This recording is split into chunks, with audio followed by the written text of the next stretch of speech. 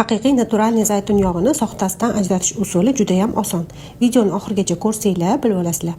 Turklarning dasturxonidan aslo arimaydigan mahsulot bu zaytun yog'i va mevasi. Zavtraklarni usiz tasavvur qilish qiyin. Foydalari yurakka, oshqozon gastritini oldini oladi, hattoki rak kasalligini ham oldini olar ekan. Bu turklar nega energiya ichni yurishligisini endi tushundim. Chunki sog'lom ovqatlanishga harakat qilishar ekan. Ovqatlariga bo'lsa zaytun yog'i yoki sariyog' ishlatishni ma'qul ko'rishadi. Ayniqsa ozishni xohlaganlar va ichaklarda muammosi borlar ertalab och qoringa bir qoshiq ichsa zo'r natijalar olishi aniq. Zaytun yog'ida ovqat qilib bo'lmas ekan, qo'g'ri bo'lmas ekan deydigan chala nutritsiologlar bekorlarning beshtasini yebdi. Qo'rqmasdan podsolnechniy yog'ni o'rniga zaytun yog'iga o'tsangiz bo'ladi, ancha foydali. Endi bo'lsa haqiqiy zaytun yog'ini tekshirib ko'rish uchun sizlarga lifehack o'rgataman. Stakanga suv solib, zaytun yog'idan ozgina quyganingizda shunaqa hammasi bitta joyga yig'ilib qolsa, demak bu haqiqiy zaytun yog'i bo'ladi. Birinchi stakanimizdagi haqiqiy qishloqdan kelgan домашний zaytun yog'i. Ikkinchisiga bo'lsa oddiy podsolnechniy massa soldim. Mana reaksiyasini o'zingizlar ko'rib turibsizlar. Endi sizlar ham bemalol uydagi zaytun yog'inglarni shu shaklda tekshirib olsanglar bo'ladi.